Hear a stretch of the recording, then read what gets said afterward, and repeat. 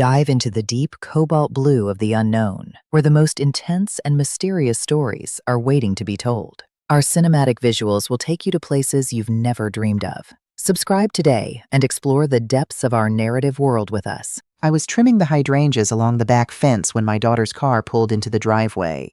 It was a Tuesday. I remember that clearly because Tuesday was my day. The day I did the garden, put a pot of soup on the stove, maybe called my sister in Memphis. No obligations, no schedule. Just mine. I wiped my hands on my gardening gloves and walked around to the front. My daughter was already out of the car, and her husband was with her. That part surprised me. He almost never came on weekday visits. He was the kind of man who was always somewhere else. A meeting, a golf outing, a business call that had been going on for 6 years and apparently never ended. Seeing him standing in my driveway on a Tuesday afternoon made something shift in my chest. Not fear exactly. More like the feeling you get when you hear a sound in the house at night and you stop moving to listen. I smiled anyway. I always smile first. 63 years of living has taught me that much. "This is a nice surprise," I said. My daughter smiled back, but it didn't reach her eyes. She kissed my cheek and said, "Mom, we need to talk to you about something." They followed me inside. I took off my gloves and set them on the porch rail. My daughter sat down at the kitchen table, and her husband. I'll call him my son-in-law, because that's what he was. Whatever else he turned out to be. Leaned against the counter like he owned the place. He had a way of doing that. Standing in other people's homes like they were rooms in his hotel. I put the kettle on. I don't know why. Some kind of muscle memory, I suppose. When something is coming at you, you make tea. "What's going on?" I asked. My daughter looked at her husband. He nodded as if he'd given her permission to speak. That right there should have told me everything. "We've been doing some thinking," she said, "about the future, about practical things, about you." "About me," I said. "You're not getting younger, Mom." I was 63. I walked 3 miles every morning. I grew my own vegetables, managed my own finances, drove myself wherever I needed to go. But I let that pass. "We've been talking to a real estate agent," my son-in-law said. He said it the way men like him say everything. Like he was announcing something that had already been decided, and he was just doing me the courtesy of informing me. "This house is worth a lot more than you probably realize. The market right now." "What are you talking about?" I said. My voice was even. My hands were steady. The kettle was starting to hiss. My daughter reached across the table and put her hand over mine. "We think it makes more sense for you to come live with us. We have the extra room since the kids are in school all day now. And the money from the house could go into investments for your retirement. Something that actually earns. This house is my retirement," I said. "We know that, Mom, but I've lived here for 27 years. Your father and I. Dad's been gone for 8 years. My son-in-law said it without any softness at all, like a fact from a spreadsheet. The kettle started to whistle. I got up and poured the water without looking at either of them. I set 3 cups on the counter. Then I picked mine up, left theirs, and sat back down at the table. "I'm not selling my house," I said. My daughter looked at her husband again. Something passed between them, and I felt it, the way you feel a cold draft before you find the open window. "Mom," she said carefully, "we've already spoken to an agent, just to get an idea of the value. We thought—" "You thought what?" "We thought that if you understood what it was worth, you'd see that staying here is it's sentimental, Mom. It's not practical." "It's paid off," I said. "It's mine." "What's not practical about that?" My son-in-law pushed off the counter and came to sit down. He pulled out his phone and slid it across the table to me. There was a listing on the screen, my house, my address. Not an estimate, not a suggestion. A listing, active, with photographs. I looked at the photo of my own kitchen on his phone screen, the hydrangeas through the window, my mother's clock on the wall above the stove. I picked up the phone and looked at it for a long moment. Then I set it back down. I said, "Is that so?" Not a question. He expected shock. He expected me to cry or argue or fold. What he got was 2 words, quiet as Sunday morning. My daughter was watching me with an expression I had never seen on her face before. It was somewhere between guilt and defiance and something else I couldn't name right then. "The agent says it could sell in under 2 weeks in this market," my son-in-law said. "You'd walk away with enough to live very comfortably. We'd make sure of that. The room at our place is ready whenever." "When did you list it?" I asked. "Last Friday," he said. "Last Friday." While I had been at the farmer's market buying peaches. While I had been standing in the produce aisle arguing with myself about whether the good goat cheese was worth the price. My house had been listed for sale. You listed my house, I said, without my signature. Well, he said, and something flickered across his face. Technically, the listing isn't finalized until... Did you forge my name on anything? I asked. The silence that followed that question told me more than any answer would have. My daughter stood up. Mom, we didn't forge anything. We started the process to show you what was possible. We thought once you saw the number, you thought I'd be grateful, I said. She didn't answer. I looked at my son-in-law. You need to contact that agent today and withdraw the listing. He started to say something and I raised my hand. Not dramatically, just enough. Today, I said. He picked up his phone. The listing was still on the screen. He looked at it, then at me, and I could see him doing the calculation. How serious am I? What will I do? How much does he actually have to lose here? Audrey, my daughter said, using my name the way children do when they're trying to make you see reason. Just think about it for a few days. You don't have to decide right now. There's nothing to decide, I said. It was never your decision to make. They left 20 minutes later. My son-in-law didn't apologize. My daughter hugged me at the door and whispered that she was sorry, that she hadn't wanted it to come out this way, that he had just been trying to plan ahead. I held her for a moment because she was still my child. Then I watched them back out of the driveway, and I went inside and sat in my kitchen for a long time. I didn't cry. I thought about it, but I didn't. What I did instead was call a lawyer. Not the family attorney who had handled my husband's estate. I didn't trust that there hadn't been conversations I didn't know about. I called a woman I'd met 3 years before at a church fundraiser. She had handed me her card at the dessert table and said, "Call me if you ever need someone who doesn't charge you to be confused." I had laughed and put the card in my wallet. It had moved from wallet to wallet, which I took as a sign to keep it. Her name was Marion. I called her the next morning. I told her what had happened. She was quiet for a while, then she said, "They can't legally list your property without your signature. If the listing exists, either they found a way around it or somebody got sloppy. Either way, I need to see whatever documents exist. Can you find out the name of the agent?" I could. I had seen the listing on his phone long enough to read it. Marion called the agency that afternoon. Apparently, my son-in-law had told the agent that I was traveling and that he would collect signatures electronically on my behalf. The agent, to be fair, had been uncomfortable with the arrangement, but my son-in-law was a persuasive man. He had been persuading people for as long as I had known him. He persuaded my daughter to skip her first year of graduate school so they could go to Portugal together. He persuaded her to lend money to his business that came back as equity instead of repayment. He had been practicing on her for 12 years. Marion had the listing withdrawn by Thursday.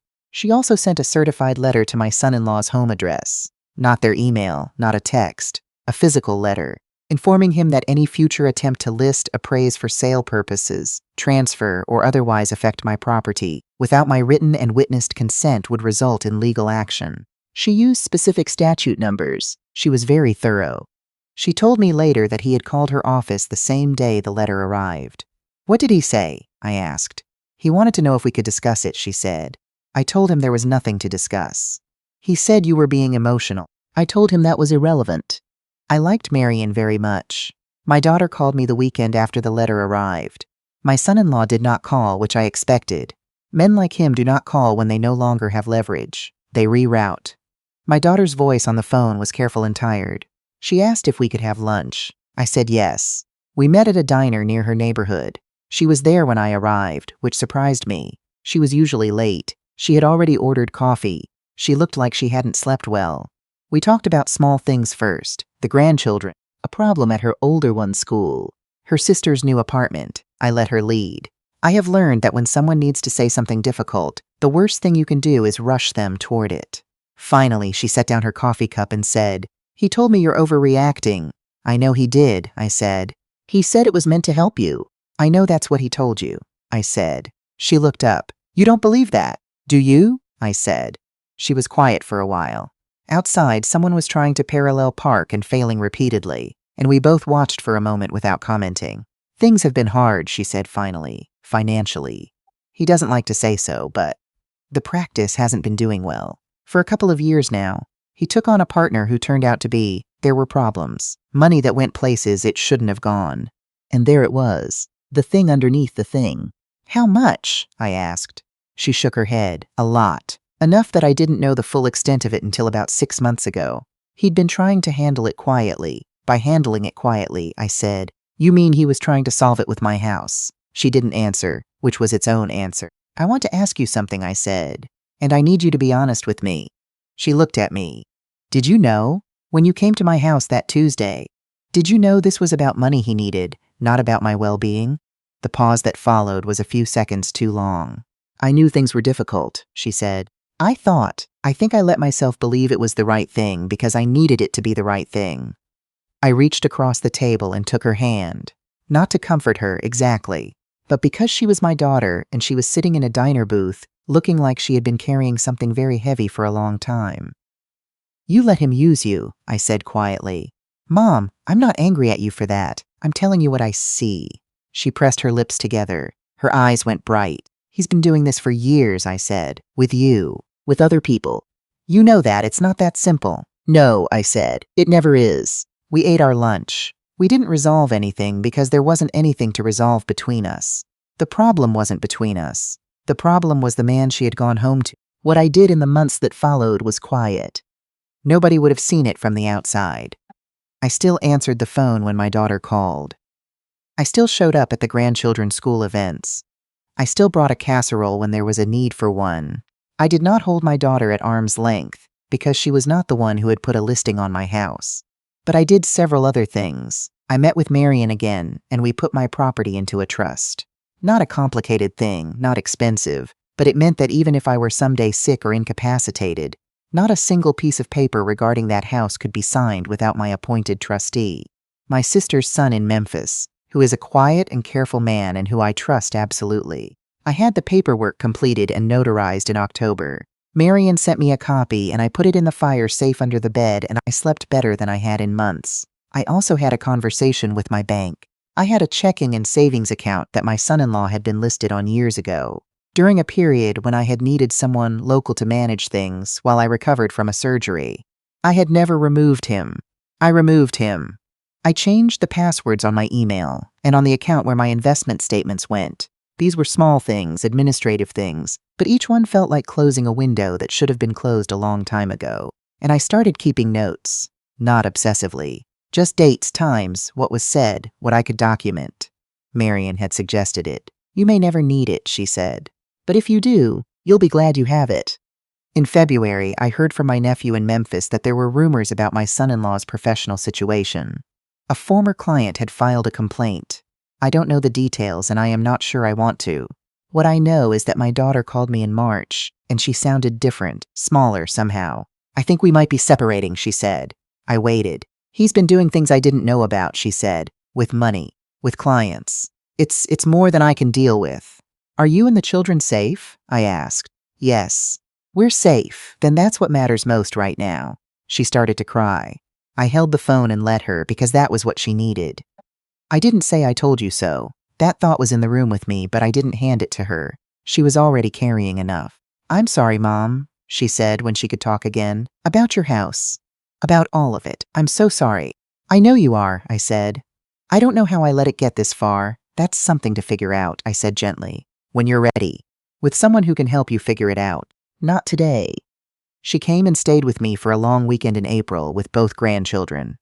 We made biscuits. We watched old movies. My younger grandchild slept in the same room I had decorated for my daughter when she was small, under the quilt that had been my mother's. On the last morning, while the children were still asleep, my daughter came into the kitchen and found me at the stove, and she put her arms around me from behind and didn't say anything. I put my hand over hers. The coffee percolated. The spring light was coming through the window over the sink. My hydrangeas were starting to come back. People ask me sometimes, when they hear pieces of this story, whether I'm angry, whether I cut my son-in-law off entirely, whether I gave my daughter an ultimatum. I don't answer those questions the way people expect. What I did was what I had always done. I handled my own business. I asked for help when I needed it, and I took the right kind. I did not panic. I did not fold. I did not let a man who had never respected me make decisions about a life he hadn't built. The house is still mine. I trimmed the hydrangeas this morning. I have soup on the stove, the same pot, roughly the same recipe, roughly the same Tuesday. My sister called and we talked for 40 minutes about nothing in particular. I have an appointment next week with my accountant to review my retirement accounts. Because that is the kind of thing you do when you decide to take your life seriously. My son-in-law is in the middle of a legal process. I am not going to describe in detail because it is not my story to tell, and also because frankly it stopped concerning me the moment my house was no longer at risk. My daughter is in therapy. She is doing what my generation often didn't do. She is sitting down with a professional and looking at the things she would rather look away from. I am proud of her for that, even when it's uncomfortable for both of us. She asked me recently how I knew, how I stayed so calm that Tuesday when they showed me the listing on his phone, how I didn't fall apart. I told her the truth. I didn't stay calm because I wasn't scared. I stayed calm because I had decided a long time ago that no one was going to take from me what I had worked for. Not by manipulation, not by emotional pressure, not by catching me off guard in my own kitchen on a Tuesday afternoon. I had buried a husband. I had raised 2 daughters without a map. I had kept this house through years when keeping it was not easy. I was not going to be undone by a man who leaned against counters like he owned them. I am 63 years old. I know exactly what I have and exactly what I will not give away. And I smiled because I was not afraid of him. I smiled because he had no idea what was coming.